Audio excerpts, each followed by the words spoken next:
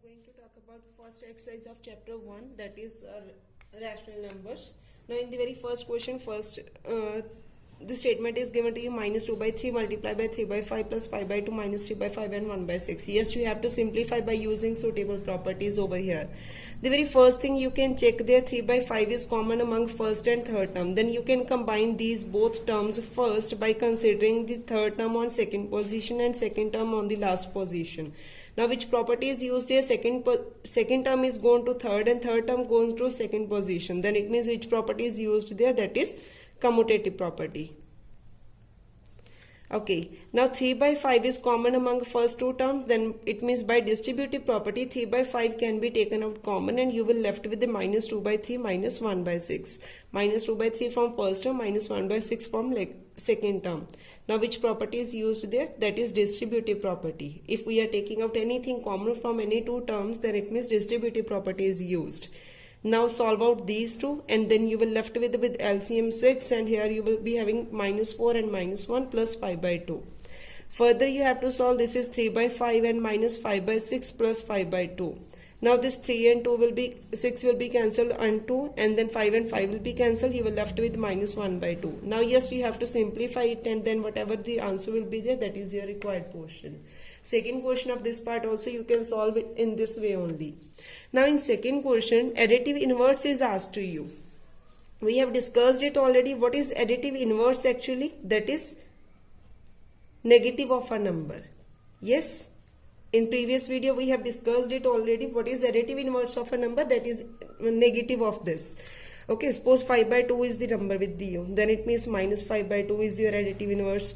If 6 by 3 is your number, then it means minus 6 by 3 is your additive inverse. Now if suppose 5 by minus 2 is there with you, then it means positive 5 by 2 will be your additive inverse, because negative can be considered in numerator also.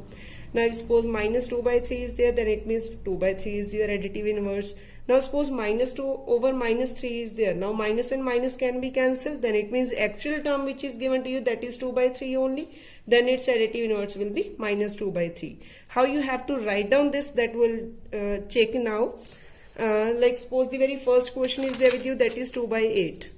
How will you write which is its additive inverse? You will mention there additive inverse of 2 by 8 is minus 2 by 8. Like this only you have to do all the questions. Specific line must be mentioned, no any arrows, no any numerical form only. Yes, a single line you have to write down the additive inverse of this as this. Okay, now for this question you have to verify there. For verification means we have to solve left hand side and right hand side separately. That's it. Now what is your left hand side here? That is minus of minus x. You have to replace the value of x there, that is given to you 11 by 15. Now negative and negative will be positive term only, then it means you are left with 11 by 15. Now what is your right hand side? That is x only. What is value of x? That is 11 by 15. See, both are equal, then mention their left hand side is equal to right hand side. This only you have to verify. It means this is your required portion. At the end you can mention there, hence verified. Okay, in fourth question now multiplicative inverse is asked to you. Now this also we have discussed already in our previous video. What is multiplicative inverse? That is reciprocal of a number. Like suppose a by b is a number, then it's a multiplicative inverse is b over a. Yes, you have to mention their multiplicative inverse of a by b is b by a. Like the question is there with you, very first one, that is minus 13. Then what will be multiplicative inverse of this? That is 1 over minus 13. Because if nothing is there in denominator, then we can mention there 1. In the similar way, you have to do your next questions also. Now rest questions we'll discuss in our next video.